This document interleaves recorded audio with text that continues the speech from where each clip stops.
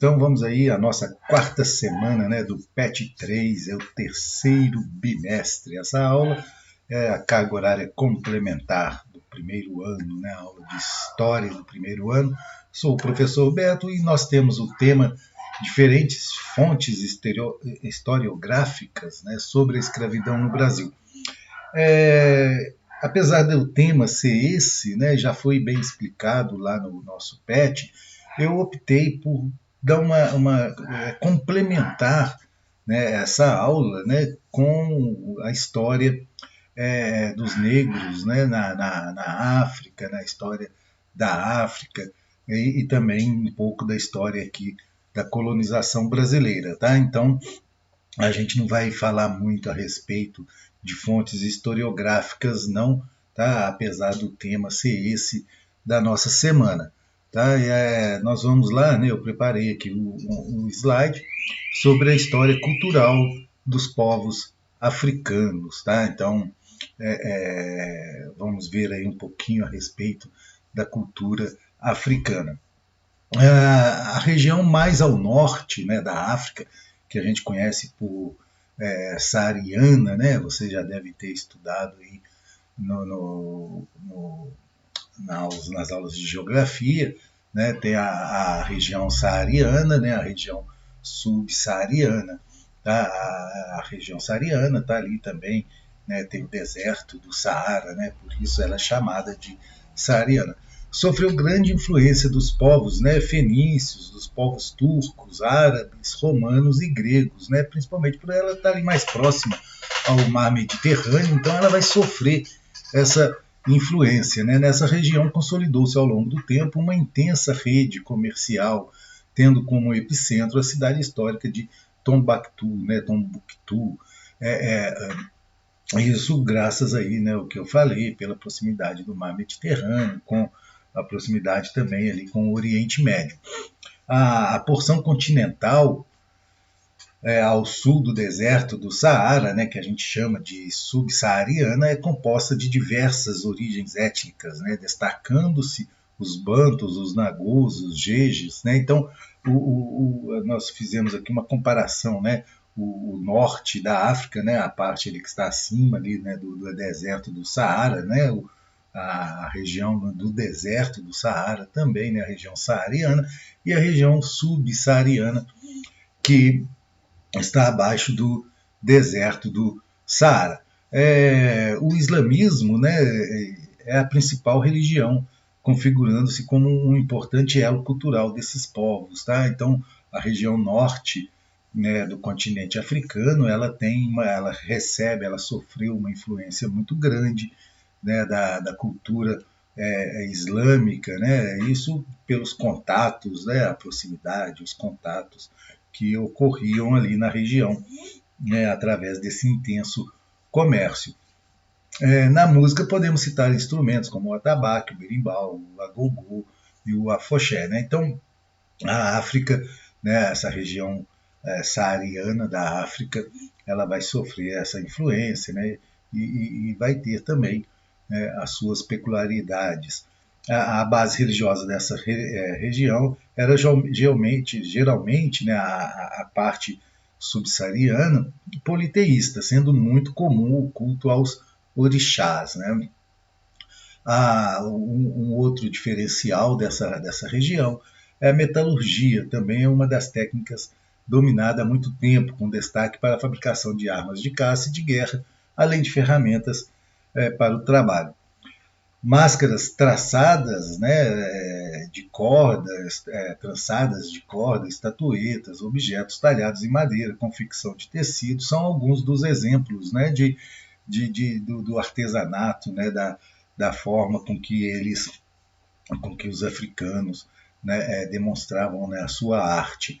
Muitos artefatos são hoje reconhecidos como símbolos de diversidade cultural dos povos daquele continente. Né? Existe no continente africano uma diversidade cultural muito grande. Né? Quando a gente fala, né, continente africano, a gente pensa só, né, como se todo o continente fosse igual, né? E não é. Né? O continente africano ele é repleto de cultura, né? É repleto né, de povos, né, de etnias diferentes. A rivalidade entre as etnias dessa região fez com que os europeus identificassem uma oportunidade de usar prisioneiros de guerra como escravos aqui na América. Né? Uma das formas com que os europeus conseguiam escravos, né, no continente africano era devido a essas guerras, né, as disputas entre as etnias, né, uma etnia dominava outra, né, e aprisionava, né, as pessoas e vendiam no litoral para os europeus, né, como escravos, né, e eles eram trazidos aqui para a América. Inclusive os próprios europeus influenciavam, né, essas guerras, né, entre as etnias para conseguir escravos. O negro na formação aí já da sociedade brasileira, né, por ser um país de origem escravista, né, o racismo no Brasil persistiu como um problema social que perseguiu os negros, né? Esse problema persiste até hoje, né? O problema do racismo no Brasil, e isso vem desde o período colonial, né? Essa influência, né, que nós sofremos, né, do período colonial, ela reflete até hoje, né? Principalmente aí no racismo, né? Esse racismo estrutural que existe no Brasil, né? Que, diferentemente dos Estados Unidos, no Brasil não houve um sistema legal voltado para a segregação racial. Nos Estados Unidos criaram-se, né, leis, criaram-se políticas públicas, políticas assertivas, né, em relação à escravidão, né, ao pagamento, né, dessa dívida que nós temos aí com os africanos. O movimento negro, como ficou conhecido, a luta pela igualdade étnico-racial, inspirou grandes nomes que lutaram contra o sistema escravista, né, como o Zumbi, Dandara dos Palmares, o escritor, né, Luiz Gama. Então existem aí, né, desde o período colonial, né, que as pessoas lutavam, né, os chamados abolicionistas, né, os próprios negros, né, resistiam à escravidão, criando quilombos, fugindo, né? Temos o exemplo, né, de Zumbi, que foi o líder do quilombo dos Palmares, né? O que essas personalidades, bem como outras pessoas envolvidas, né, no movimento negro, procuram ou procuraram evidenciar é que o racismo é uma forma de segregação social não oficial, né? O racismo que existe hoje, que existiu e que persiste aí na sociedade, ele é uma forma de segregação, né? Uma forma de um preconceito, né? Uma forma de separar uma classe social do restante, né, das outras classes, né? Então, segregação é isso, é separar, né? É distinguir, né? Você está separado da classe social. Ao longo do século XX, a atuação de diversas personalidades foi importante para a tomada de espaço e conquistas por movimentos negros. Né? Ganharam destaque, sendo bem emblemático o caso dessa última, que compreendeu um assassinato brutal e ainda hoje sem solução, né? Que é o caso da Marielle. Né? Então a gente tem aí o recente, né?